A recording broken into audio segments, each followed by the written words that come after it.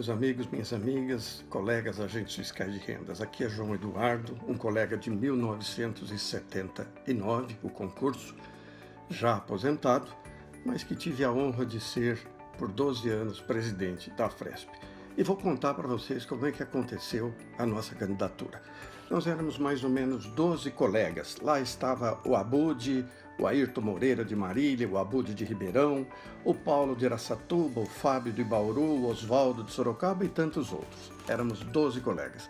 Nos reunimos para fazer um programa das inspetorias fiscais, a construção das inspetorias fiscais. Vejam vocês que naquele momento, em 1987, o objetivo era ampliar a estrutura da Secretaria da Fazenda, diferentemente do que vemos hoje acontecer na nossa Secretaria de Fazenda.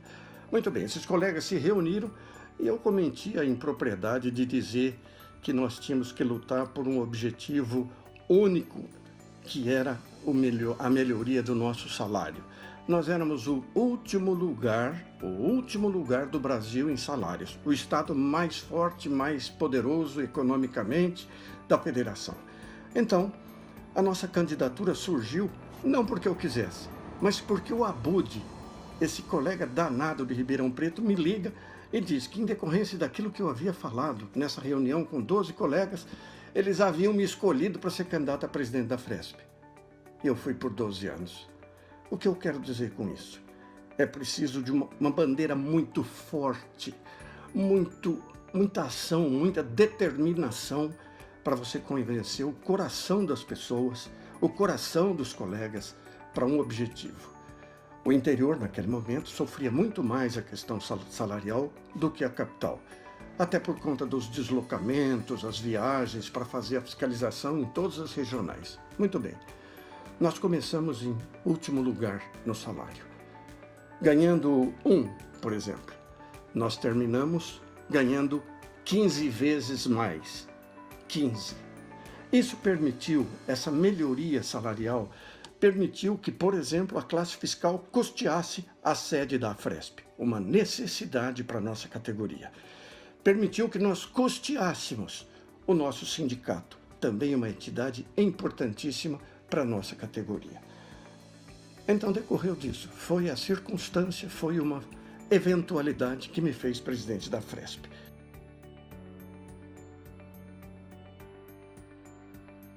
Os objetivos concretos: melhorar o salário, melhorar a remuneração e as condições de trabalho.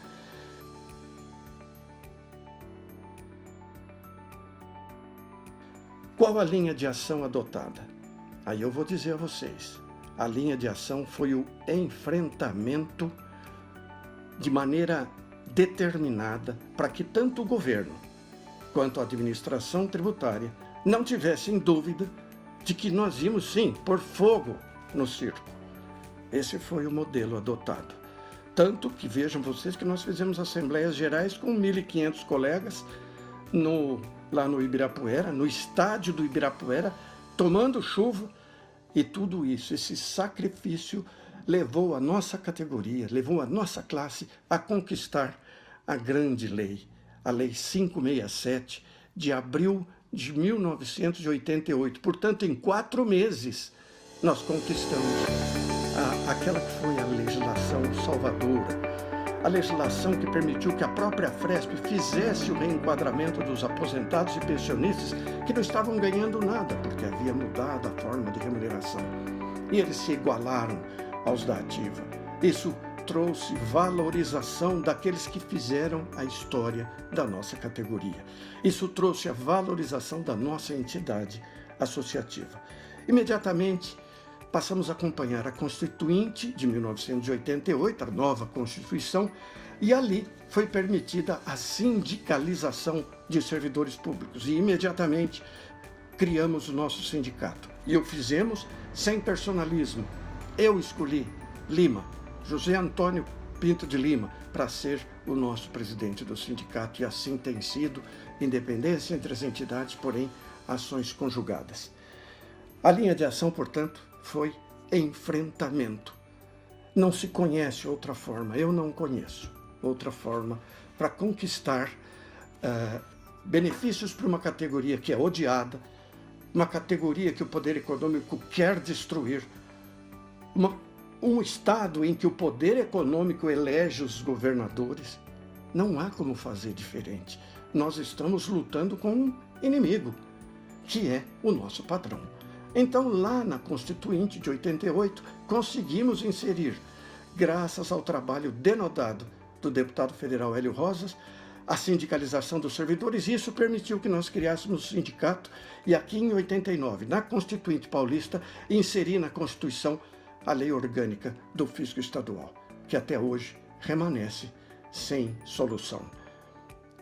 Essa é uma grande tristeza que eu carrego comigo por não termos conseguido a nossa lei orgânica, uma legislação que efetivamente nos faria independentes da estrutura política de momento. Vou dar um exemplo para vocês. Aqui em Votuporanga, hoje, como prefeito, eu criei a Procuradoria-Geral do município, eu criei a Controladoria-Geral do município, independente do prefeito. E esse é um modelo perfeitamente positivo e concreto.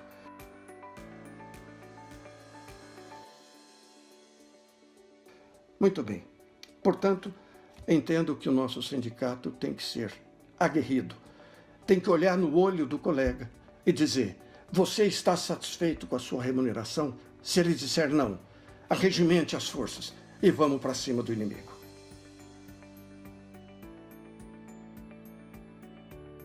Por que eu explico da Lei Orgânica do Fisco Estadual, que esse é o nome, é a LOF, lá na Constituição Estadual? Por que ela nunca saiu? Por uma razão muito simples. O fisco é a atividade mais crítica que existe nesse país. Ela sustenta todas as outras. E é por isso mesmo que ela tem que ser humilhada, rebaixada, prejudicada. Então, penso que foi esse o motivo que impediu que nós conquistássemos êxito e pudéssemos ter a nossa lei orgânica do fisco estadual.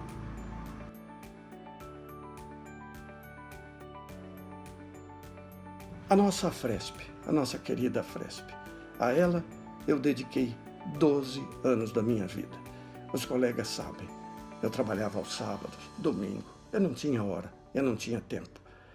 Não sei, talvez, mesmo sem saber, eu tivesse essa missão.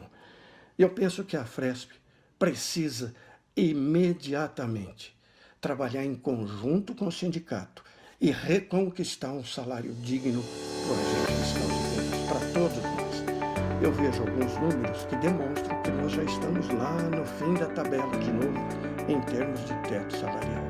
Nós precisamos recuperar esse teto salarial de desembargador do Tribunal de Justiça. É isso que tem que ser feito já. E se não nos derem, crise total contra o governo. Essa é a minha opinião. A Afresp tem, portanto, que agir com toda a sua estrutura para permitir, por exemplo, as vindas das caravanas de ônibus. Isso aí a Afresp fez com muita precisão lá em 1988. E vejam vocês, em 1989 nós fizemos uma greve geral da Secretaria de Fazenda, a primeira da história e a última da história. Precisamos entender.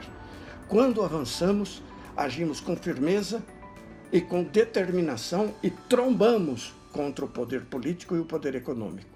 Isso fez com que a gente passasse do último lugar para o primeiro lugar em remuneração do Brasil. É disso que vos falo. E aí o próprio Fisco Federal começou a correr atrás das nossas conquistas. Eu sei disso porque, como deputado federal, ajudei os fiscais federais em muitas ocasiões para que eles pudessem chegar um pouco mais perto daquilo que nós já estávamos.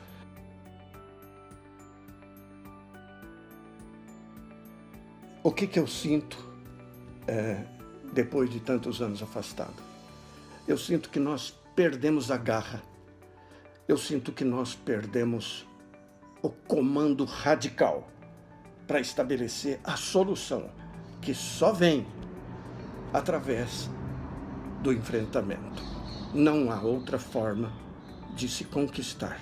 E eu vou dizer a vocês que essa minha opinião não é de um terrorista. Não. Essa opinião é de alguém que viveu a história. Eu vivi ganhando o último salário do Brasil, eu vivi as guerras que fizemos, as guerras que travamos contra o poder político e o poder econômico, eu vivi o primeiro salário do Brasil, inaugurando em 1997 uma sede digna dos agentes fiscais de rendas. Digna. Não critique a nossa sede, ela é uma bênção para a nossa categoria. Ela nos dá a importância, ela espelha a nossa importância para o Estado. O que precisa? Nós ganharmos de novo, tanto quanto ganhávamos quando eu tive a honra de ser presidente da Fresp.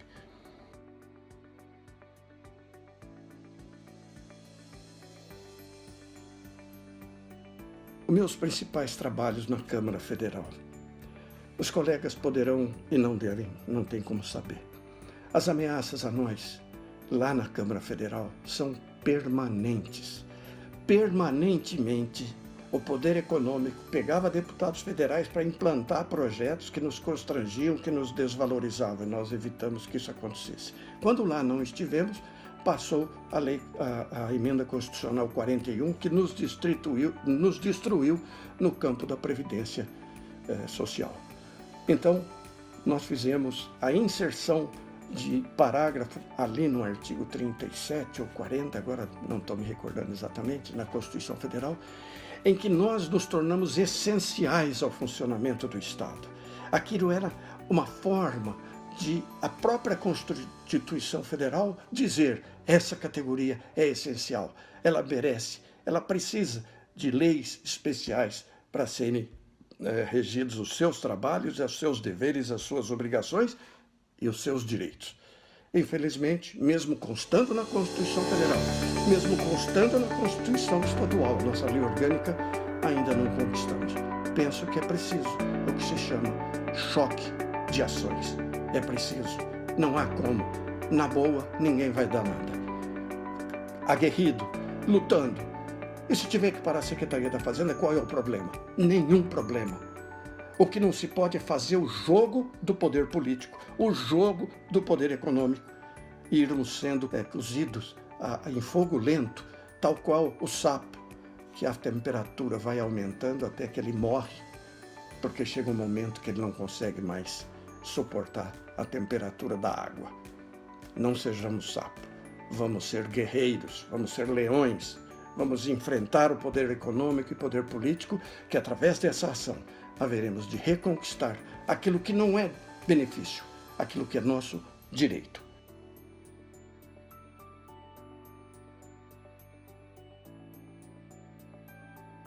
O que foi benéfico para o associado? Uma das coisas que fizemos, a Lei 567, não há nem dúvida, foi o maior benefício da história dos últimos 30 anos da classe, eu não tenho dúvida disso. E não foi conquista minha, foi conquista da categoria, dos colegas que viajavam 600 quilômetros, ficavam lá num estádio de futebol descoberto e votavam o seu destino e diziam: e se não for assim, nós vamos para a guerra. Foi assim que nós conquistamos. Mas eu penso que nós fizemos planos no Amafresp que permitiram a todos nós, novos e antigos, ingressar no plano Amafresp. Para vocês terem uma noção, só para terem uma noção. Quando nós entramos, tinha mais ou menos, os números eu posso me enganar com um pouquinho para lá, um pouquinho para cá. Nós tínhamos, vamos dizer, 5.000 colegas, 5.000 vidas no Amafresp. Aí eu fui presidente do CIEFAS, uma entidade de âmbito nacional que congregava todos os planos de servidores públicos. Por que eu fui isso? Exatamente para proteger nosso plano de saúde e evitar que os honorários médicos subissem demais. E na marra, na guerra, conseguimos conquistar uma tabela de honorários consensual com uma entidade até então absolutamente intransigente, que é a Associação Médica Brasileira. Perguntem aos colegas que vivenciaram, perguntem ao Dr. Walter Lírio do Vale. Ele participou intensamente junto conosco dessa guerra que foi a negociação da tabela de honorários. Pra vocês terem uma noção, no último dia, na hora da assinatura, eles trouxeram um contrato que não era o contrato que havia sido consensado. Como eu leio tudo que assino, eu li e falei: doutor Mário, não é esse contrato. É lógico que ele falou que ia dispensar a secretária, que ele ia fazer isso, ia fazer aquilo, mas trouxe o contrato certo. E a partir de então, Nós tivemos um consenso com a classe médica e evitamos as guerras no Brasil todo que aconteceram em função do trabalho dos médicos para se valorizarem muito mais do que a possibilidade daqueles que tomavam os serviços médicos. Muito bem. Então, a infraestrutura que nós criamos na Afresp, a sede, as regionais, em todas as regionais, nós criamos as regionais, centros de convivência. Aqueles que dizem que centros de convivência não são bons, estão enganados. Não é possível unir uma categoria se não for convivendo. Se não convivemos, não conseguimos avançar, não conseguimos nos unir para lutar juntos por uma causa. Muito bem. O principal legado de todas as minhas gestões na Afresp e Sinafresp foi passar o salário de 1 para 15. É só pegar a história, peguem os dados. O AFR nem apresentava declaração de imposto de renda. É como se nós ganhássemos hoje R$25 mil por ano. Por ano. Essa é a comparação. Quando concluímos os mandatos, nós éramos o primeiro lugar do Brasil. Uma honra para mim e para toda a nossa classe, que naquele momento soube fazer aquilo que precisava ser feito.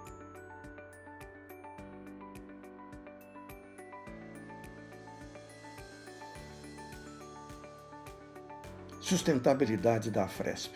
Eu penso que a Afresp tem tudo para ser hoje a grande construtora do nosso futuro, porque ela tem patrimônio. E tendo patrimônio, nós não vamos mais ter as dificuldades que tínhamos no passado para pagar o ônibus, para vir para uma assembleia, para poder pressionar o governo. Hoje em dia, os recursos têm que ser usados para isso.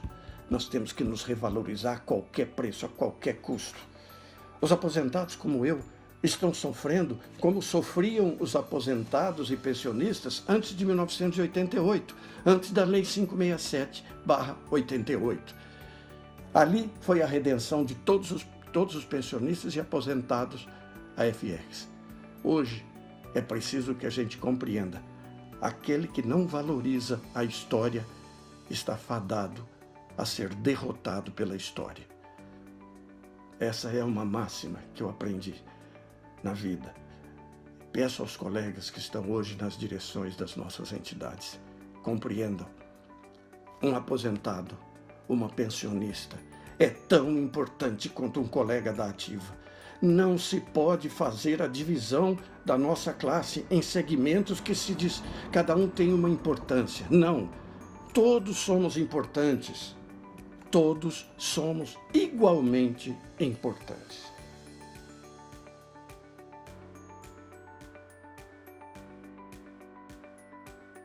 A construção de um hospital. Aqui cabe uma importante colocação. O CIEFAS, que hoje se chama Unidas, é que deve fazer uma grande instituição hospitalar.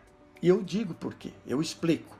Nós precisamos de massa crítica, vidas, número de vidas suficientes para termos um hospital de porte suficiente para suportar os grandes eventos, cirurgias cardíacas, cirurgias cerebrais, equipamentos extremamente caros. E isso deve ser feito como nós propusemos lá em 1992. Sabem qual que era a nossa máxima? R$1, um hospital. Se cada colega, se cada integrante do CIEFAS contribuísse com R$1 por mês, nós teríamos construído um hospital em cada capital desse país. Infelizmente, as pessoas não entenderam assim. Então, eu acredito que tem que se voltar essa tese e discutir lá na Unidas para fazermos os hospitais em cada capital, no primeiro momento, com recursos de todos os membros da Unidas, então não vai onerar muito uma entidade ou outra entidade, e dessa forma haverá vidas suficientes para que o sistema se permaneça e se sustente. Essa é a minha opinião, que era a mesma de 1992, quando eu tomei posse como presidente do CIEFAS. Vejam vocês, com a presença do ministro da Saúde, Adib Jatene. Vejam a importância que nós tínhamos naquele momento. Hoje eu tenho a impressão que se fizer uma posse, é capaz de nem o secretário da Fazenda ir a essa posse. E vou dizer para vocês, quando eu tomei posse pela primeira vez, estava lá o secretário da Fazenda. E eu lhe coloquei numa situação absolutamente vexatória, através do meu discurso. Ali começou um enfrentamento. E 3 meses depois, nós conquistamos a Lei 567. É disso que eu estou falando para a nossa categoria. E eu peço ao amigo Edson Fará, que me pediu esse vídeo, transmita esse vídeo, eu não sei se tem que compartimentar, fazer o quê, transmita esse vídeo para a nossa categoria. Eu não sou o dono da verdade, eu estou contando a história para vocês. Isso aconteceu, colegas mais novos. Nós conseguimos uma lei em 3 meses. Mas por quê? Por quê? Porque tivemos determinação, porque tivemos a participação de todos os AFRs. Aposentados, ativos, todos. E ninguém ficou para trás na Lei 567. Todos foram beneficiados. Muito bem.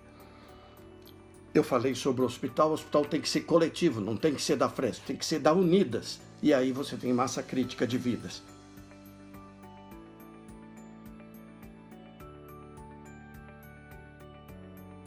Qual plataforma de proposta para concorrer à próxima diretoria da Fresp? Se não tiver, no item 1, prioritário, o aumento salarial, a revalorização salarial, penso que não vale a pena. Administrar uma Fresp como empresa não me parece lógico. Tem muitas empresas. Tem que administrar a Fresp como uma aguerrida associação de classe que é dona da nossa história e que precisa continuar a conduzir o processo de revalorização salarial junto com o Sinafresp.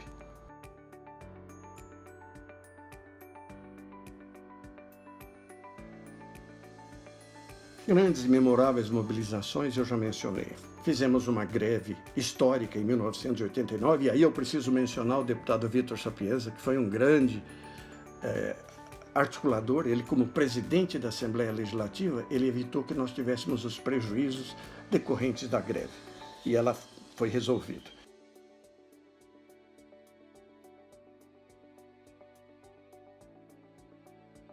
A mensagem que eu digo para os colegas: só tem uma forma de nós nos salvarmos desse processo de desvalorização continuada. É de forma aguerrida, de forma determinada, de forma unida, nós nos somarmos e enfrentarmos o poder político e econômico e desnudarmos o que tem sido feito contra o interesse do erário, contra os agentes fiscais de rendas, para que nós possamos voltar a um passado glorioso que vivenciamos por longos anos, mas que muitos talvez tenham se esquecido. Muito obrigado.